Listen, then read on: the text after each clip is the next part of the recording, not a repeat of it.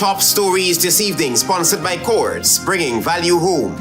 AFC calls for independent probe into president's farm, dubs it Farmgate. NANDLALL says farm controversy has oxygenized the opposition.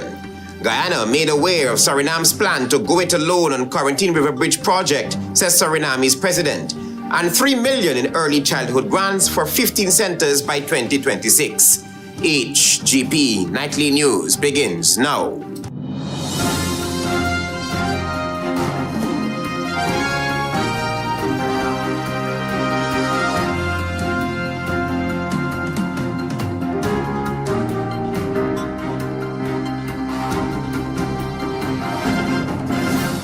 Good evening to our viewers here in Guyana and online. I'm Travis Chase with the Wednesday, July 8th, 2026 edition of the HGP Nightly News. Here's what we're tracking at this hour.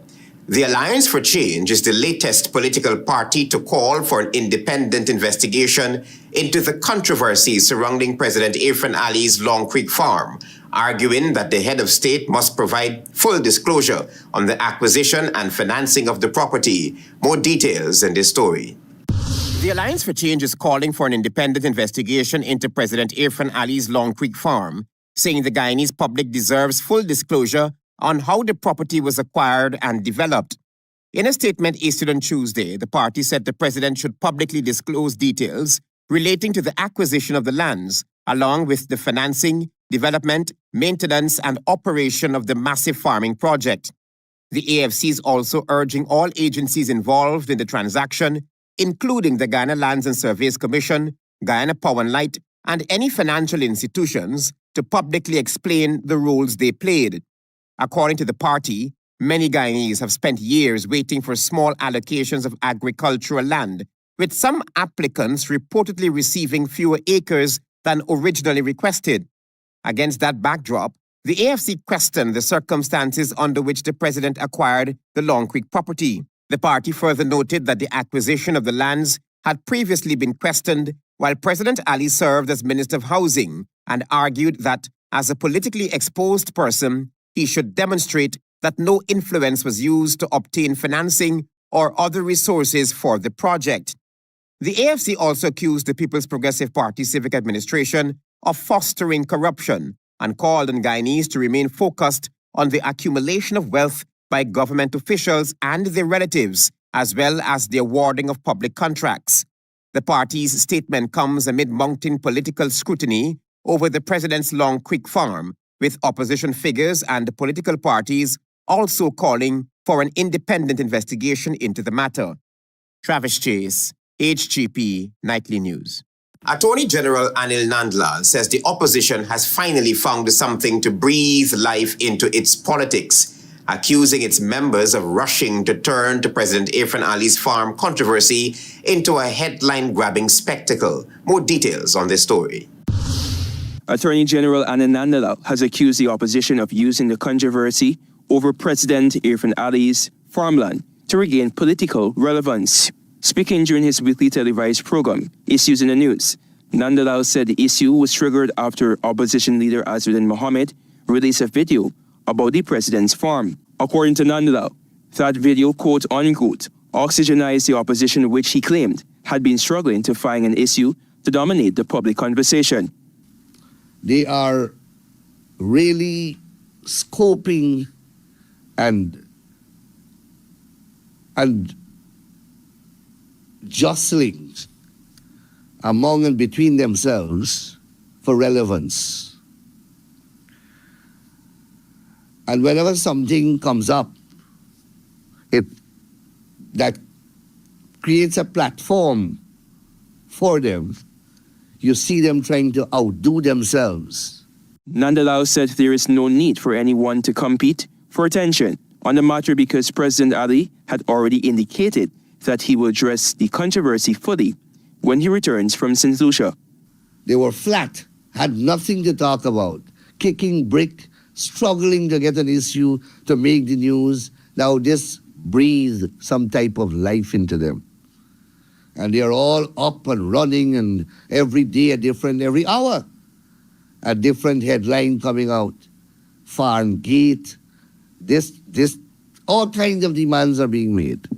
NANDLALL also responded to claims being made about the former president's benefits and other facilities bill, which some sections of the opposition have linked to the controversy.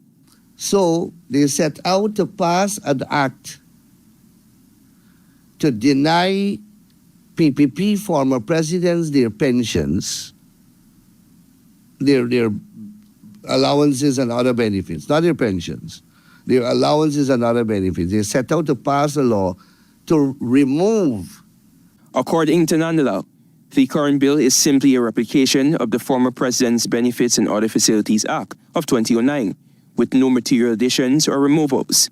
He explained that the 2009 law was created to formalize and clarify the benefits available to former presidents after they leave office. Antonio reporting for the HGP Nightly News.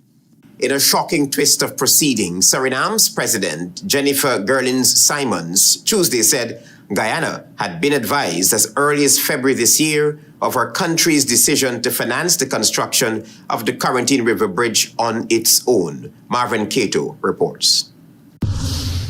Speaking to the media on the sidelines of the 51st Caricom Heads of Government meeting in St. Lucia, Suriname's President Jennifer Gerlins-Simons shockingly revealed that the decision to go it alone with the construction of the Corentyne River Bridge was known by the government of Guyana since February. Quote unquote, "We didn't decide it now. We informed the President of Guyana, Dr. Irfan in St. Kitts." Gerlins-Simons told the Caribbean Media Corporation, CMC, adding, "Yes, we had a bilateral." When asked how Paramaribo would be financing the project, she replied, quote unquote, "We will, don't worry." It was revealed late last month during the budget presentation in Suriname that the country was no longer interested in a collaboration for the bridge construction. However, President Ali described the remarks made in Parliament by Suriname's Public Works and Spatial Planning Minister, Stephen Sang, at the time as, quote unquote, "news to me."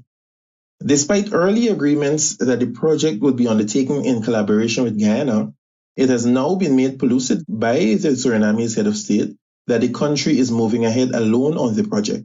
Earlier estimates had put the construction of the bridge at US $300 million. In September last year, Suriname and Guyana had agreed to accelerate the construction of the bridge and to also revive stalled border negotiations. The Corentyne Bridge is considered one of the most important infrastructure projects for the further economic integration of Guyana and Suriname, and it is intended to replace the current ferry connection between South Drain and Muzzle Creek, while significantly facilitating the movement of goods and passengers between the two countries. Under the previous Santoki government, the project was prepared in close cooperation with Guyana.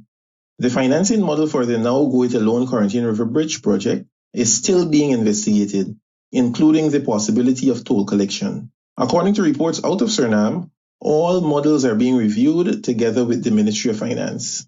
Meanwhile, in an earlier statement, Guyana's Foreign Minister Hugh Todd said, quote unquote, "The government of Guyana stands ready to continue discussions in good faith through the agreed bilateral mechanisms with a view to advancing this transformational project for the benefit of the peoples of Guyana and Suriname." Marvin Cato, reporter for HGP Nightly News. We tell you now that Minister within the Office of the President with responsibility for finance, Dr. Ashley Singh, was on hand when a shipment containing 88 containers of relief supplies bound for Venezuela, as Guyana and sister Caribbean countries have banded to provide support to its earthquake-ravaged neighbor. Marvin Cato is on this story.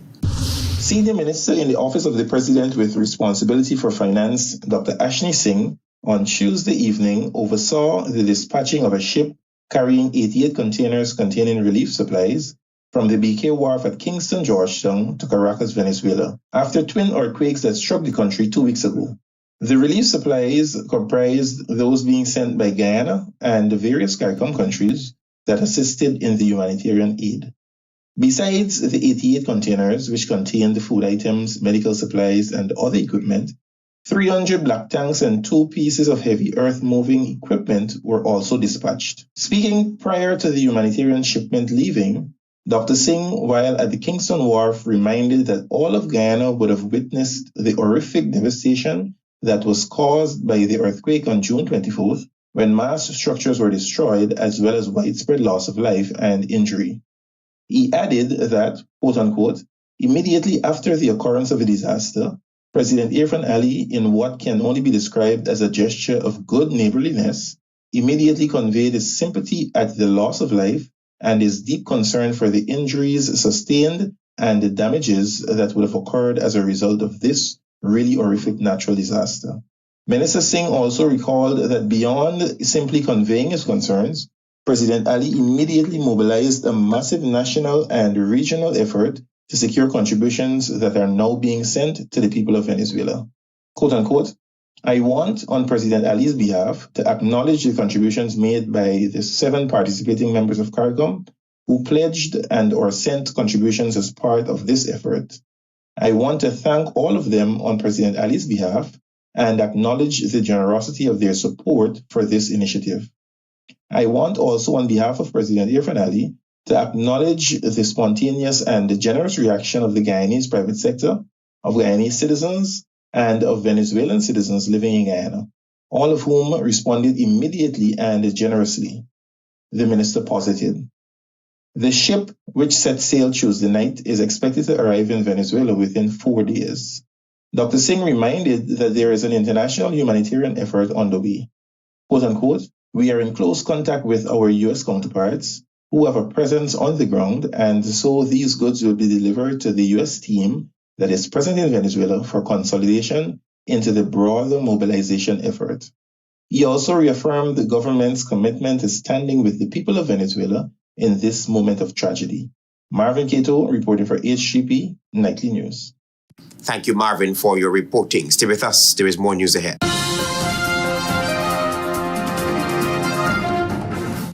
It's game on. And you may not be able to predict the scoreline or who will win each game. And you sure can't predict who will be the champion. But what is predictable is that Quartz has what you need to watch the games the way you want to every time. It's game on. Quartz, bringing value home. Welcome to SNL Electrical Inc., where lighting and electrical needs are met with expertise and style. From the latest in electrical lamps to durable cables, circuit breakers, panels, we have it all. Illuminate your space with our elegant chandeliers, stunning crystal lights, and versatile pole lights. Looking to upgrade your comfort? Explore top-of-the-line AC units and our diverse selections of stylish styles. Visit us at 170-180 Thomas Street, Kitty, Georgetown. Discover a solution that not only lights up your world but transforms it. Call us on telephone number 226-3018 or 223-1634. SNL Electrical Inc., powering your life with elegance, quality, and care. Krishna Rolf Establishment. No job is too small or too large. We specialize in all types of fabricating machinery, excavator repairs, rice field pumps, and hydraulic hoses. Visit us at Lot 113, Block CC, Monrepo, East Coast in Marara, or call 220-9624-629-4021 or 619-7880. At Krishna Rolf Establishment, no job is too small or too large.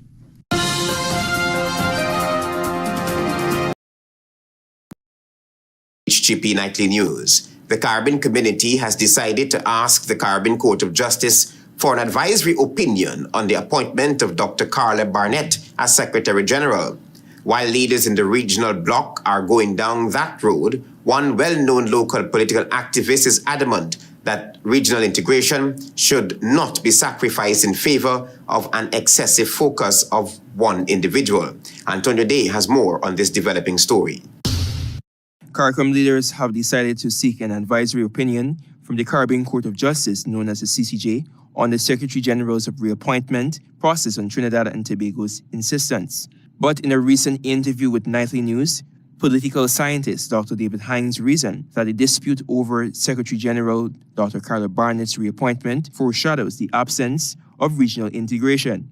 Dr. Hines acknowledged that Trinidad and Tobago, which has rejected Dr. Barnett's reappointment and challenged the procedural basis on which was decided, has raised legitimate questions about transparency in Caricom's decision-making process. Trinidad is raising an issue of transparency. Right? Okay. Get down and do reforms. Yes, you may have a valid point of transparency, but don't make it about Dr. Barnett. Dr. Hines criticized what he described as a personalization of the controversy by some regional leaders, arguing that the substantive question of institutional reform is being conflated with different attacks on the Secretary General. You do not abuse people who could have gone anywhere in the world and serve, but decide to serve this region. Trinidad and Tobago's Prime Minister Kamla Persad-Bessessar objected to the Secretary General's reappointment and has pushed for an advisory opinion from the CCJ. The decision was announced in a statement issued after the Caricom Heads of Government retreat, which was held on Monday, July 6, 2026. The heads of government initiated proceedings under Article 212 of the revised Treaty of Chaguaramas for this interpretation. They noted the CCJ's rule in treaty interpretation, but will maintain the reappointment status quo until the advisory opinion is received, ensuring community operations. Heads of governments reaffirmed that the review of the Caricom's governance aims to strengthen its framework and effectiveness as decided in St. Kitts and Nevis. It was noted too that the review does not reflect on the integrity of any member state or individual. Antonio De reporting for the HGP Nightly News. You need to know that plans are moving ahead for a major overhaul of two of Georgetown's most recognizable landmarks. The government says the historic Stabroek Market will be restored and expanded, while Border Market is earmarked for a complete reconstruction as part of a wider vision to modernize the capital without sacrificing its rich heritage.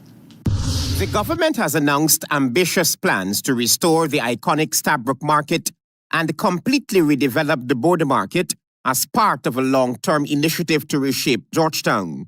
Speaking during the program Guyana Dialogue, Minister of Local Government and Regional Development Priya Manikchand said the projects are expected to be undertaken within the next 5 years. For the next 5 years, the Stabroek Market is going to be restored and extended, and the Border Market is going to be rebuilt completely. I can say that now. According to the minister, works in the Stabroek Market presents unique challenges because of the building's historical significance.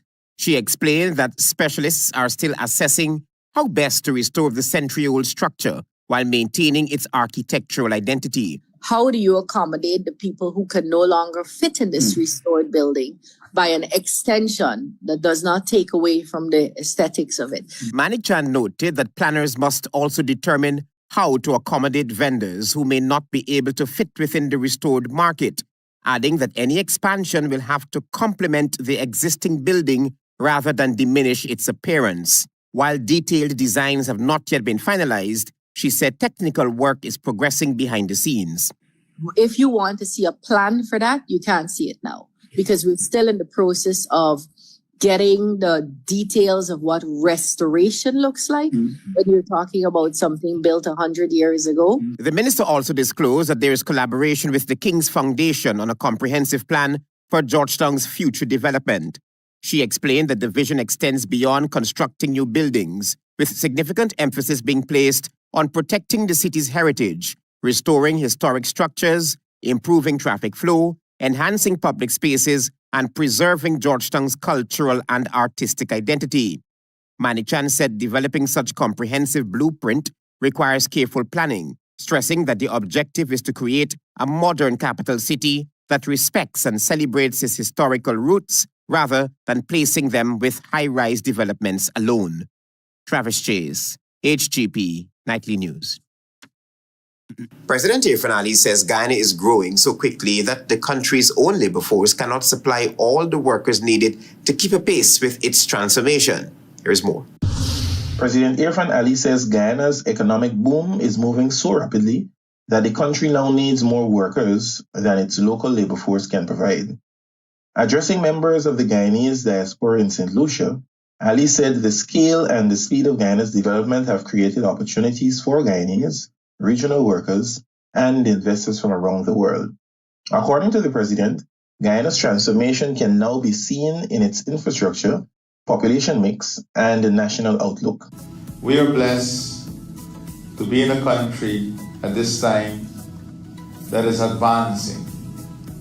A country that is creating opportunities not only for Guyana, but for investors around the world and for people around the region. He acknowledged that this brings challenges, but said the government is turning to technology to help the country move faster and deliver services more efficiently.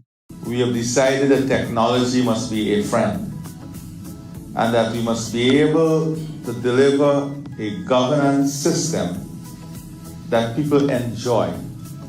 And that is what we call a government experience. According to Ali, Guyana's transformation is not only about economic growth and infrastructure, but also about building stronger families, stronger communities, and a better quality of life.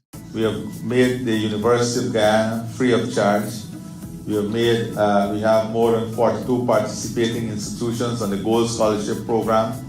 We have graduated the most PhDs maybe in the region in a single sitting.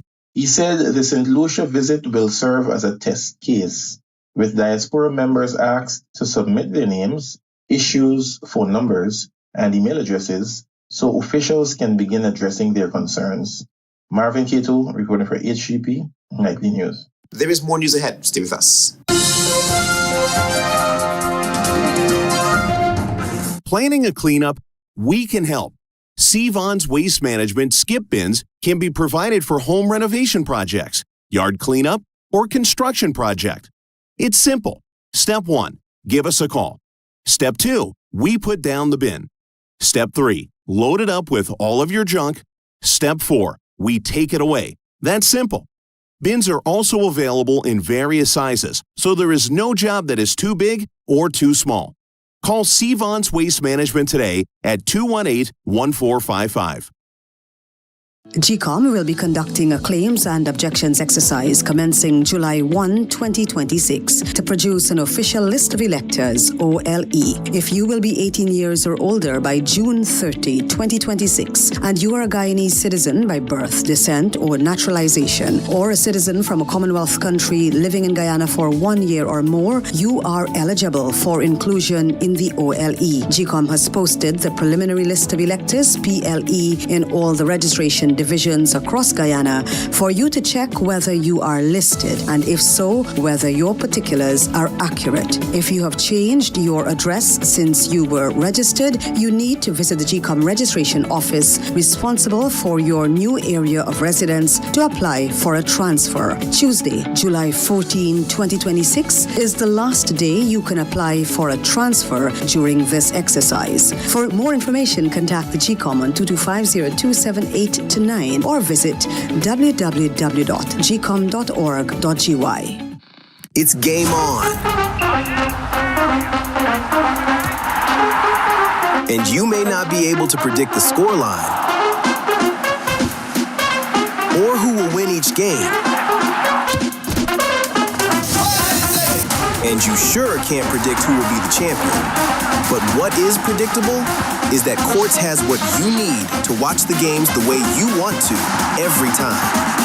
It's game on. Quartz, bringing value home.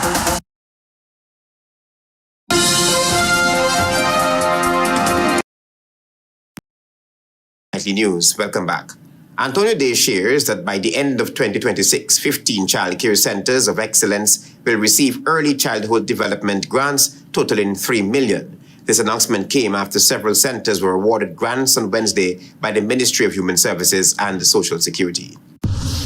Several centers known for childhood development received grants on Wednesday from the Ministry of Human Services and Social Security. At the ministry's second National Early Childhood Development Conference, it was highlighted that early investments are vital as 80% of brain growth occurs at the age of 3. Minister of Human Services and Social Security Dr. Vinay Prasad said that Guyana has advanced early childhood development with a national policy in partnership with UNICEF to ensure equitable access to quality services. We were able to give 100 persons who own and operated centers an equivalent of $10 million to make sure that their centers moved to become centers of excellence. Dr. Prasad revealed that a training initiative has prepared over 6,000 individuals, including 1,100 practitioners and 459 caregivers. Infrastructure has also improved, with 352 child care centers licensed and 376 registered, along with 25 centers of excellence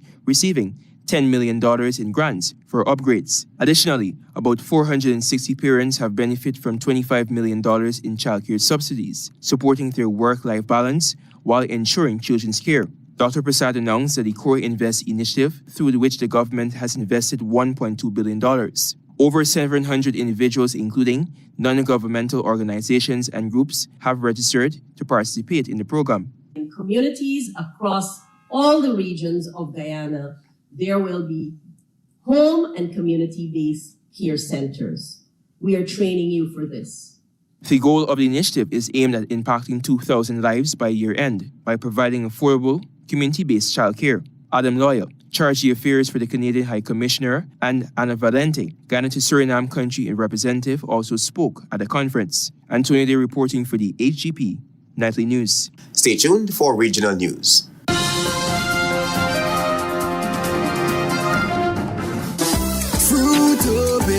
Fruitopia, it's a drink that's hype. Citrus punch, fruit punch tastes nice. Guava, pineapple, that give me a vibe. We no want nothing less compared to the rest. Fruitopia the best. Quenching the thirst when it comes to the test. Perfect thing for my lunch. Flavors like a punch. Fruitopia, Fruitopia, it's a drink that's hype. Citrus punch, fruit punch tastes nice. Fruitopia, the drink that rocks your lunchtime. GCOM will be conducting a claims and objections exercise commencing July 1, 2026, to produce an official list of electors, OLE. If you will be 18 years or older by June 30, 2026, and you are a Guyanese citizen by birth, descent, or naturalization, or a citizen from a Commonwealth country living in Guyana for 1 year or more, you are eligible for inclusion in the OLE. GCOM has posted the preliminary list of electors, PLE, in all the registration divisions across Guyana for you to check whether you are listed, and if so, whether your particulars are accurate. You can make a claim for registration, change, correction to your particulars, or you can object to the inclusion of anyone whom you believe should not be on the list. If you are desirous of making a claim or objection, you must visit the GCOM registration office responsible for your area of residence to do so. Visit the GCOM registration office responsible for your area of residence to conduct any of the above transactions. All GCOM registration offices will open Monday to Friday from 8 to 18 hours, Saturday, Sunday, and holidays from 10 to 14 hours. For more information, contact GCOM on 225-0278-9 or visit www.gcom.org.gy. This Saturday and Sunday, come down to Gafour's all-new Home and Office Center, upstairs of the MacDo Mega Complex. We got everything to fix up your place. Recliners, TVs, refrigerators, chandeliers, kitchen appliances, fitness equipment, outdoor furniture, toys, back-to-school bags, all under one roof at prices you can't beat. We open Saturday from 7:30 to 4 and Sunday from 9 to 4. And here it is. You getting 10% off store-wide every Sunday. So don't miss this opportunity to save big. Call 223-9896 or come down this weekend to Gafour's all-new Home and Office Center, upstairs of the MacDo Mega Complex. Gafour's, the name you can trust. See you there.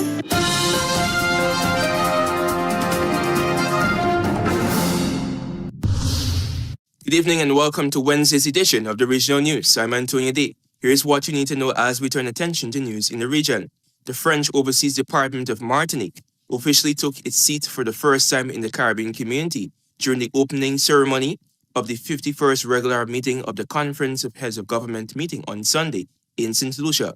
This first participation gives tangible expression to Martinique's accession as an associate member, which entered into force on June 16, 2026, following the signing of the accession agreement last year in Barbados and the ratification of agreement on the privileges and immunities of Caricom. During the opening ceremony, Caricom Secretary General Dr. Carla Barnett officially welcomed Martinique as the community's 7th associate member. Caricom's outgoing chairman, Prime Minister Dr. Terence Joe St. Kitts Nevis, stated that Martinique's entry underscores the organization's goal of Caribbean integration. French Guiana became Caricom's 8th associate member just 2 days after Martinique joined. As an associate member, French Guiana will now be able to participate in the ongoing Conference of Heads of Government of Caricom.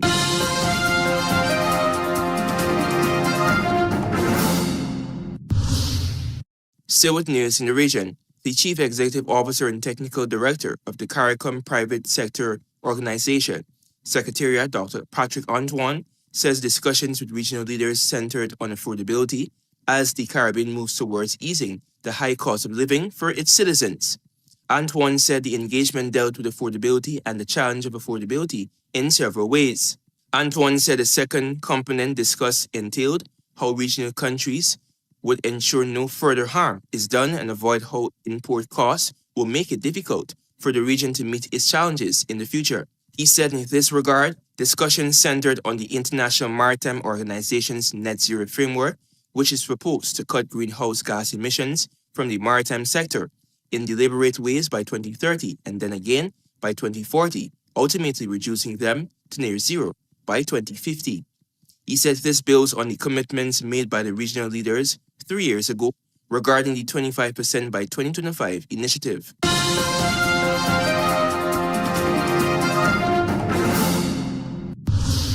And lastly, with international news, U.S. President Donald Trump took an aim at his NATO partners at a summit in Turkey on Wednesday, saying he was unhappy with the alliance for pushing back against his efforts to take control of Greenland and for not supporting his war in Iran.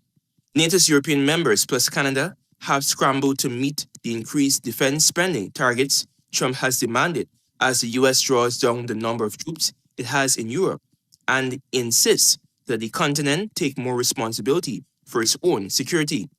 Trump stirred controversy at a NATO meeting by insisting that the U.S. should control Greenland and criticize European nations, particularly Spain, for their lack of support in the Iran campaign. He claimed Greenland is essential for U.S. protection, but Denmark's Prime Minister Mette Frederiksen said her country is ready to defend every inch of NATO, including their own territory in the event of an attack, and would rely on NATO allies to honor their commitment to defend each other. The president's renewed interest in Greenland could put at risk the entire future of NATO, which was founded in 1949 to counter the threat to European security posed by the Soviet Union during the Cold War. Thank you for watching. That was Wednesday's edition of the Regional News. I am Antonio Day.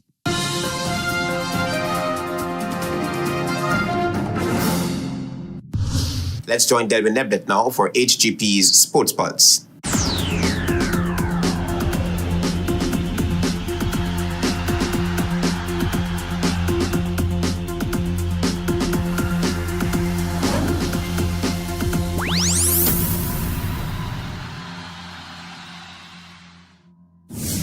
Good evening, Guyana. I'm Delwyn Neblet with your HGP TV Sports Pulse for today, Wednesday, July 8th, 2026. We begin tonight with squash. Guyana's junior squash team has departed for the British Virgin Islands to defend their Caribbean Area Squash Association Junior Championship title. The tournament will be held at the Tortola Sports Club in Pasea Estate from July 10th to 16th. Led by Captain Blake Edwards, Team Guyana also features Breno De Silva, Egan Bulkan, Emily Fungafat, Ethan Bulkan, Jibril Ali, Joshua Verway, Justin Tenpau, Caden Ali, Kaylee Lowe, Malia Maiku, Paige Mendonca, Riley Rodriguez, Shiloh Azrigado, Tihani Monroe, Zoe McDonald, Avery Simon, Azaria Prophet, Ella Fernandes, Jacob MacDonald, Jude Gobin, Zayn Ali, Zion Hickerson, and Alexis Arjun. Into basketball, the Ghana Basketball Federation has officially named its 12-member squad selected to compete in the FIBA Women's AmeriCup 2027 Central Basket Qualifiers from July 12th to 18th in Managua, Nicaragua. Following their Caribbean Women's Basketball Championship silver medal finish, Guyana will be chasing one of 3 spots at the 2027 AmeriCup tournament. Team Guyana will feature Amisha Ramlal, Arshia Ramlal, Ashna Ramlal, Joy Brown, Ruth Adams, Anaya Clemens, Marley Edwards, Ava Thomas, Keen Andrews, Keisha Copperfield, Jamaica Ogle, and Rahasia Romain. Moving into cricket, action took place in the One Guyana end-of-term schoolboys T-ball cricket tournament at the National Cultural Centre Tarmac in Georgetown on Saturday. After an exciting day of action, Potentia Secondary emerged as champions as they secured a narrow 3-run victory against St. John's College in the grand final. Batting first after being sent in, Potentia reached 59 for 4 as captain Krishna Mahesh top scored with 28. In response, St. John's College were limited to 56 for 5 as the Potentia bowlers held their nerve to secure a well-earned victory. Jadon Rich was recognized as the tournament's MVP. More in cricket action concluded in the second and final test match between the West Indies and Sri Lanka at the Sir Vivian Richards Stadium in Antigua and Barbuda on Tuesday. Batting first, Sri Lanka posted a mammoth 549 for 9 on the back of a magnificent 188 from Lahiru Udara. Jaden Seals and Shamar Joseph each picked up 2 wickets for the West Indies. In response, the Windies were bowled out for 499 in 165.5 overs. Player of the match and player of the series, Justin Greaves top scored with a majestic 180, as Shehub delivered a brilliant 112. Asita Fernando was destructive with the ball for Sri Lanka, taking 5 for 130. Batting a second time, Sri Lanka reached 251 for 9 declared as Dinesh Chandimal top scored with 71, and Alzawi Joseph was the pick of the bowlers for the West Indies, taking 2 for 44. The Windies then ended the match on 109 without loss as both John Campbell and Brandon King delivered unbeaten half-centuries in the drawn fixture. The West Indies secured a well-earned 1-0 series victory after winning the first test by a commanding innings and 217 runs. Finally, in cricket, 4 Guyanese players, Shamar Joseph, Sherfin Rutherford, Gudakesh Moti, and Kimo Paul have officially been selected to represent the West Indies in the upcoming 5-match ODI home series against New Zealand. The first 3 matches, scheduled for July 11th, 13th, and 16th, are set to be played at the Guyana National Stadium in Providence, while the final 2 fixtures on July 19th and 21st will be played at the Kensington Oval in Barbados. The West Indies will be seeking redemption after suffering a 2-1 loss against New Zealand during their last ODI home series in August 2022. That's it for this edition of the HGP TV Sports Pulse. I'm Delwyn Neblett, reminding you to stay in the game.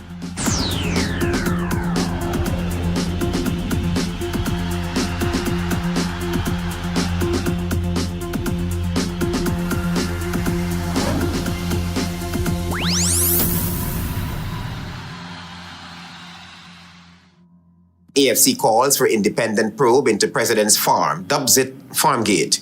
NANDLALL says farm controversy has oxygenized the opposition.